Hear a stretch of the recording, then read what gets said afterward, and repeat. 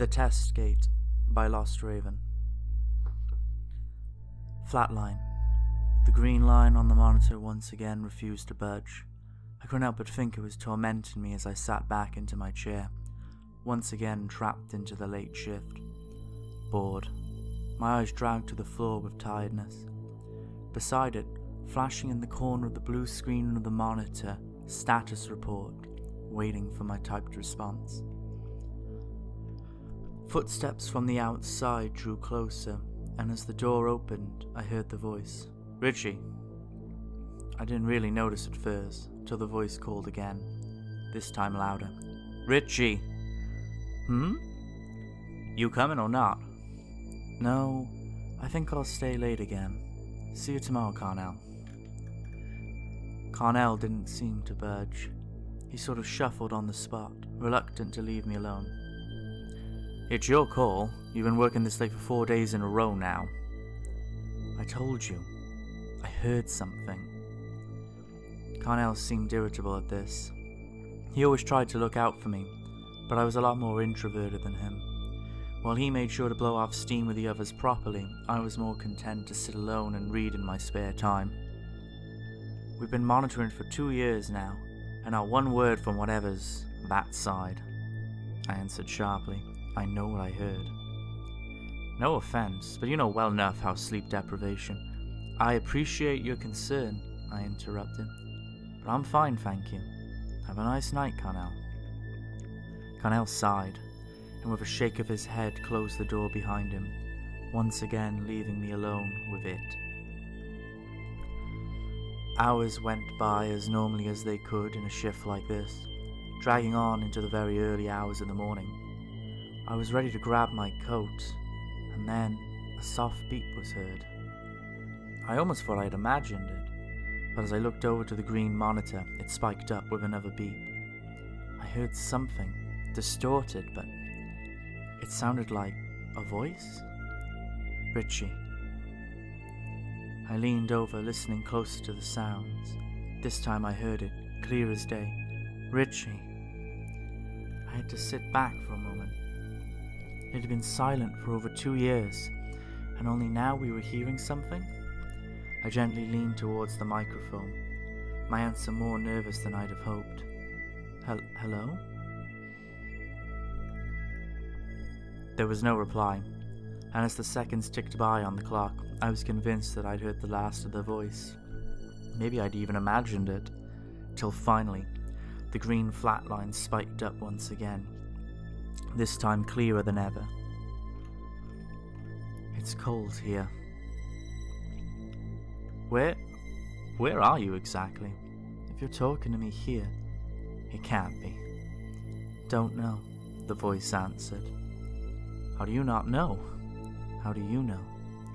"How do I know what?" "That you're really there." I paused.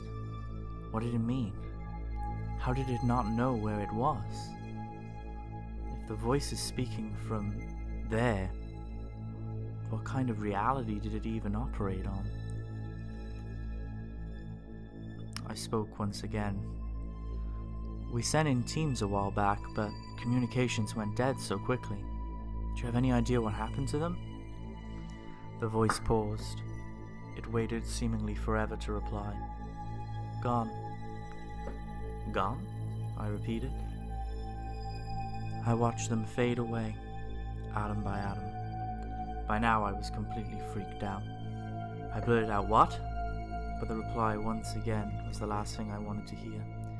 "They were beautiful, Richie." How do you know my name?" "I've watched you. You're so alone." "Can you see me?" The voice didn't answer, and as I looked around the room frantically, was someone screwing with me? How? The monitors... Never mind, I tried speaking to the voice once again. "What do you want?" "I'm alone too," it said. I'm trying to paint a picture of where you are. Can you describe your surroundings?" "It's strange, like memories strung together, broken." "What do memories look like?" I asked. "Do you want to see?" "What?" It's so dark here. The monsters with searchlights scare me. Monsters? I said. You have to be quiet. They'll hear us. They? Quiet. I began to whisper. Oh, okay. Is it safe to talk? Yes, came the reply. For now. Who are you? I don't know anymore. The voice pleaded, and my nerves pricked up as the voice began to fade out, muttering the same sentence over and over again, till deathly silence. Please, save me. Save me. Save me. Hello? Are you still there? Hello? Is anyone still listening?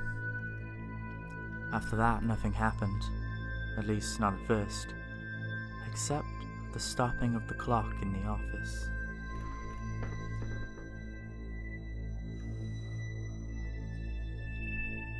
Three months have passed since contact was established, and it's all gone to hell. I lit up a cigarette and took a drag back. Police sirens can be heard faintly on the streets below my apartment. I looked into the mirror. I look like shit. My eyes are dark, weary from long nights of work, and my clean-shaven face has grown a rough beard. On a small table sits my overflowing ashtray that I jabbed the cigarette into. I have begun to keep a small recorder on me since it all began. Nervously, I once again hit the record button. It is now the 8th of July, 2 months after initial contact, and all the clocks have stopped working. I notice it everywhere I go, the clocks just stopped. I paused, looking around my own apartment. How could I let things get this bad? I was running multiple monitors trying to track down the voice. Endlessly they scrolled down hours of green code across their screens, but never finding an answer. The floors are littered with takeaway foods I had ordered in. Most of it hasn't been untouched so long because my appetite has been non-existent, so the flies have now become drawn to them. The walls have become littered with papers stuck to them. I looked across at one, a yellow sticky with red marker on it. Men in gas masks, girl trapped, strange dreams, can't sleep. I had furthermore begun to try to sketch some of the things I was seeing, but I'm no artist. Rough sketches of strange monsters and ominous men wearing gas masks. I have bought dozens of clocks, all sorts, even wristwatches that I have just piled onto the main table by my sofa. None of them are working. I slowly raised the voice recorder back to my mouth, and again I pressed on. What else was there to do? I have noticed it for the past 2 weeks now, I said. The clocks are simply not working. Wherever I go, it seems to happen only within about 3 to 5 yards radius of me, and once I leave, the clocks resume as normal again. I darted around the apartment. I already needed another cigarette. I used to smoke socially, but now they were the only thing keeping my nerves from completely shattering. I have set up improv much of my equipment here. I spoke erratically into my recorder. With the right frequency, the voice still comes through, but everything she says just raises more questions. But one thing is for certain, something is coming. Suddenly, I heard glass shattering. Every limb in my body froze, like my blood had turned to ice. From the corner of my eye, I saw the open door of my bathroom. It was closed a minute ago, I'm sure. Shattered on the floor as the glass pieces from the fishbowl. How did it fall? I had moved it there, out the way for the clocks.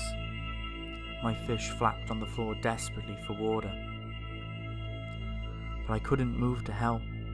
In the shadow, the corner darkness of the bathroom, I could sense it. Something was there. I gulped. Once again, raising my recorder to try to speak.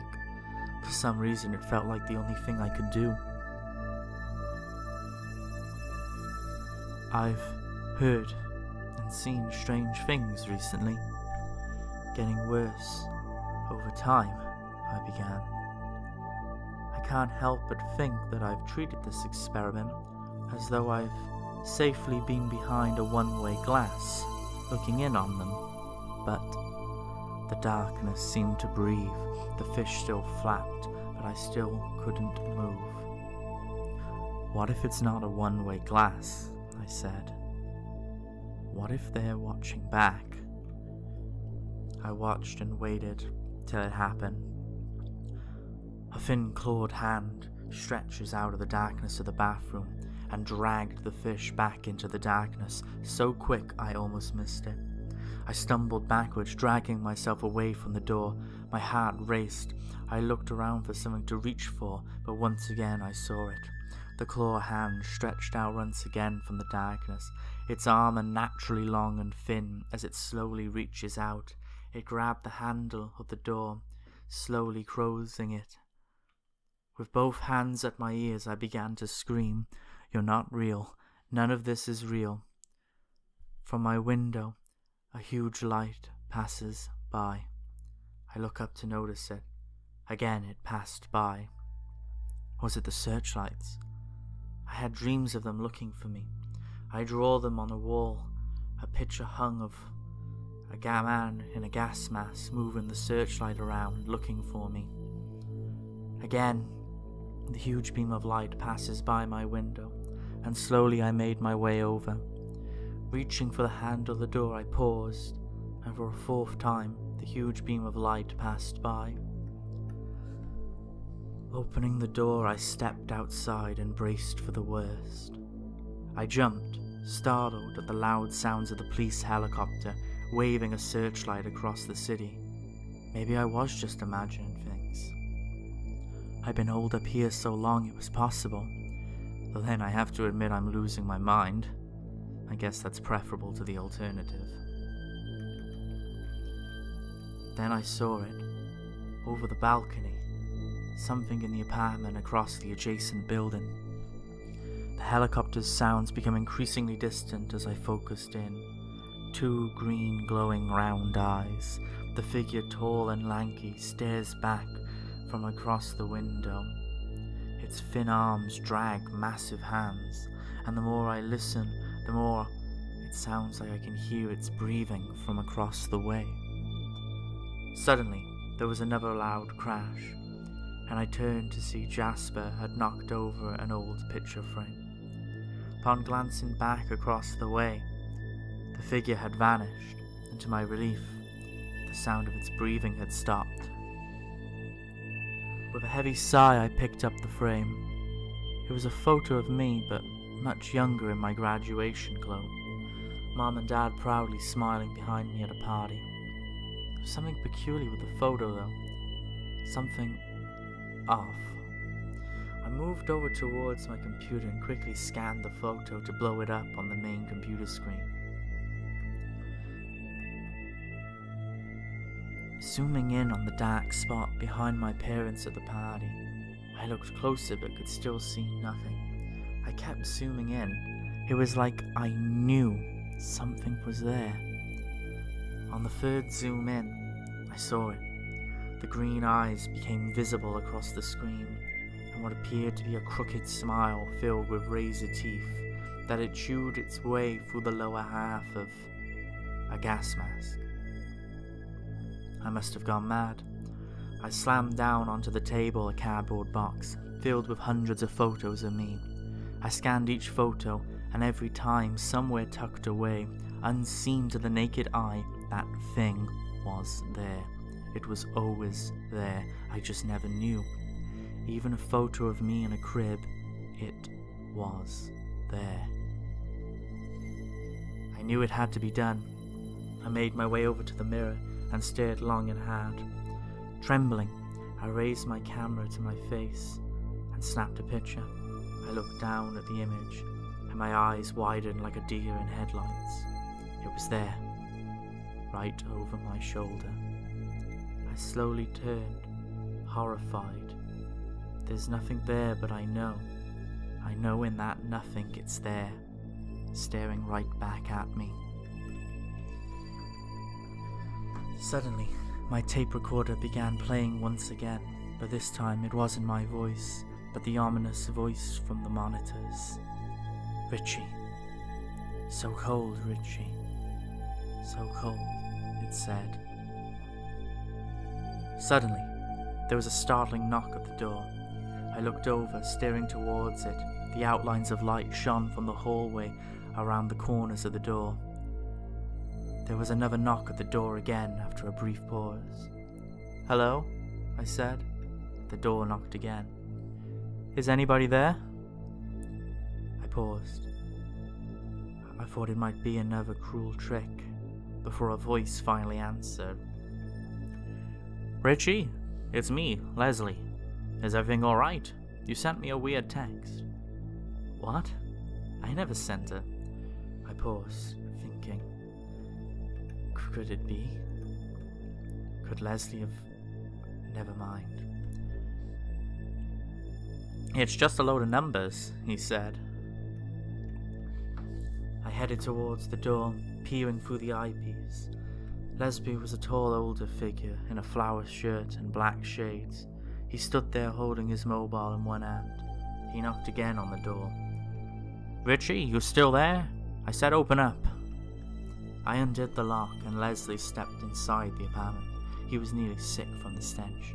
"Jesus H. Christ, Richie. I love what you've done with the place though. That post-Hiroshima bomb look gives it real character." "Well," I answered weakly, "things have been a little rough recently." Leslie paced around the apartment, noticing the drawings on the walls and numerous clocks and scattered photos over the floor. "Ever thought of buying a clock that works?" "None of them work," I said dejectedly.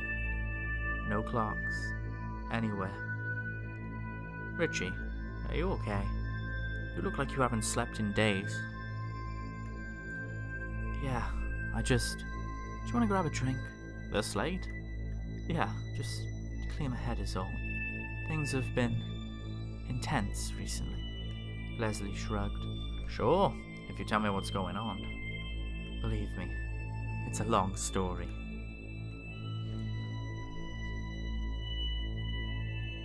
We sat next to each other at the bar, drinks half empty, one whiskey, one rum, beside both of us. I stared into my reflection from the mirror at the back of the bar, and a pale ghost stared back at me. I stared ahead, into nothing. Uneasily, I finally said, "Leslie, back when you were working on the test gate with ground analysis team, why did you..." "I told you not to bring it up," he answered, trying to shut my line of questioning down. But I pressed on. I needed to know. I know, but weird things are happening, Leslie." "Like what?" he said. "You can't tell anyone. For Christ's sake, would you tell me what's the matter already?" "What do you think is, the other side of that thing, Leslie?" "I don't know. I don't want to know," Leslie answered apprehensively. What happened that day? The day we lost the first team?" "Nothing. They went in, and we just lost all contact." "You didn't hear anything else?" "No," Leslie said firmly. How can they just cut off? No gunfire, no screams?" "I said no, didn't I?" "But there must be more. You didn't just leave because of that." "Jesus Christ, what is wrong with you today? I don't want to talk about what happened." I know, I'm sorry. You said you would tell me what's going on. Out with it already." I think I'm going crazy. I'm hearing things, seeing things ever since... "Ever since what, Richie?" "You can't tell anyone, please. I've heard rumors." "About what?" "People in the facility, they start behaving strangely and then just vanish." "You aren't making any sense. Are you saying something took them?" "No, I don't know. Do you remember Alice?" "Yeah, the cute girl down at Tech." "She started twitching one day." My thoughts flashed back to that day, her seizuring in the cafeteria and everyone rushing over to her concern. She was muttering something. I couldn't hear exactly what it was, but she kept repeating it over and over, foaming at the mouth as her eyes rolled white. Then she just got up and left. like nothing had happened. Leslie paused, unsure of what to say. Maybe she was just embarrassed. She was epileptic. I know, but it happened so randomly. There was no flashing lights or anything, and the whole thing just felt so eerie. After that, none of us saw her again. Maybe she quit, fired. We are working Black Ops for the government, remember? They probably just moved her to another site, and that's that. No, I said. She's not the only one. Lots of people are vanishing. There's something terribly wrong, Leslie. Come on. Something made contact with me. What? A few months back at the lab, a girl, she made contact. And ever since then, it's like it's imprinted on me. I'm hearing things I shouldn't. Leslie stared at me in disbelief, unsure. You can't tell anyone, Leslie. I'll vanish like the others. You know I will. What did she say? It's like she's there, but not anymore. Like she was a human at some point, but now she's just a conscious, drifting. Listen to me now, Richie. Forget all of that. Leave the job. Pack your bags. Don't come back. And forget we ever had this conversation. As he moved to leave, I grabbed his arm. Wait, please. I have to know. Let go, Richie. What else did you hear when the team vanished? Leslie ripped his arm away, snapping. I said let go. Leslie made his way towards the door before taking one look back at me. Out of sight, I buried my face into my hands, sobbing uncontrollably. I didn't want to go back to my apartment. How could I go back?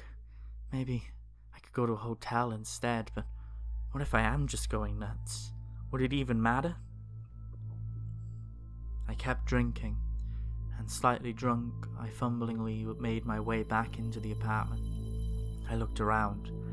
There was nothing. It was empty. It was all safe.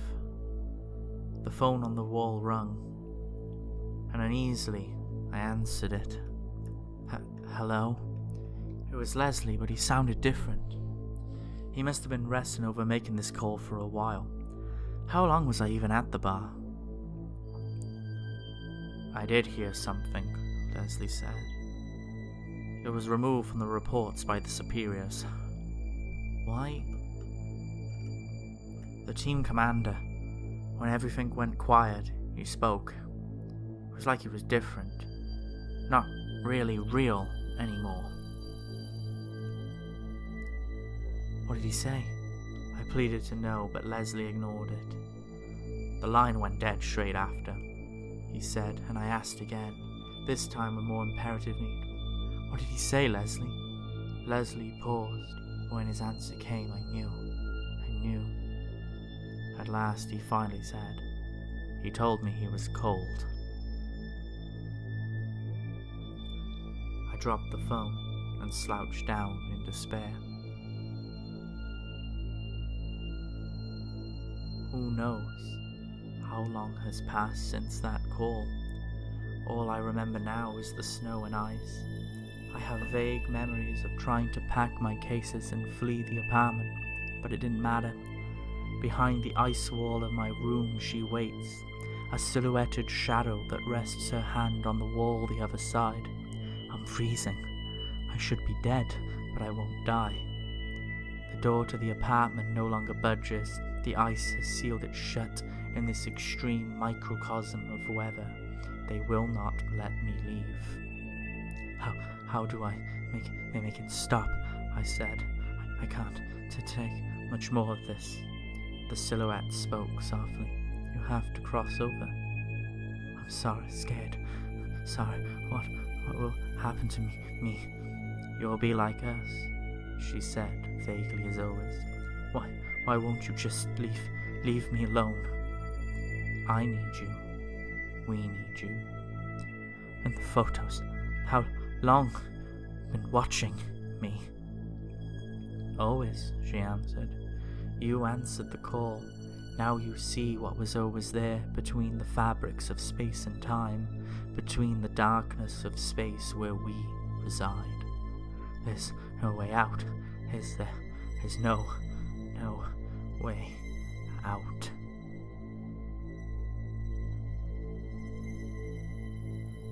I wonder how Richie is doing. We hadn't seen him in over a week, and he'd been increasingly erratic as of late, talking about voices and seeing things. I always told him not to work so late.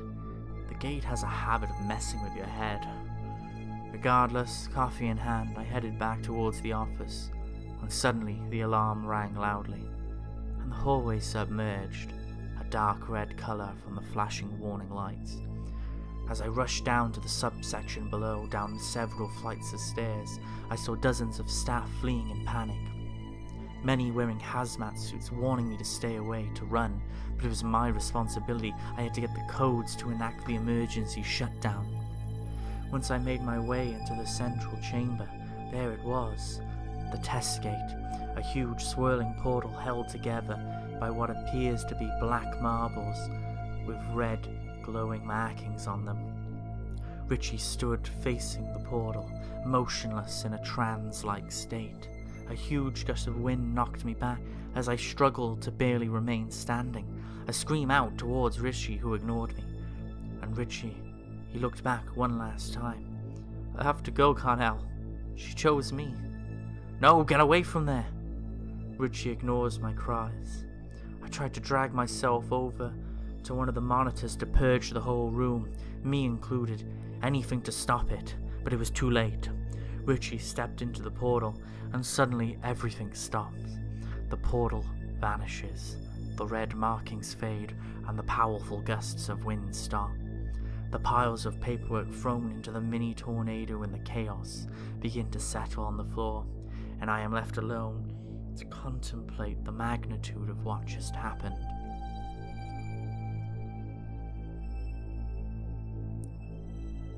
"4 days have passed since Richie went in, and I am now given the morbid task of helping pack Richie's stuff up. There is an old picture on Richie's desk of the science team. Both of us are stood next to each other smiling. Who would have thought it could end like this? We should have just left the damn gate beneath the earth where it belonged." With a heavy sigh, I packed the photo frame away in a box. As I moved to carry the box away, I swore I heard something. My name? And that voice. It sounded like Carnell. I slowly turn with horror towards the monitor. The green, flat line spikes up one more time, the voice clearer this time. "Carnell, it's so cold. Help me."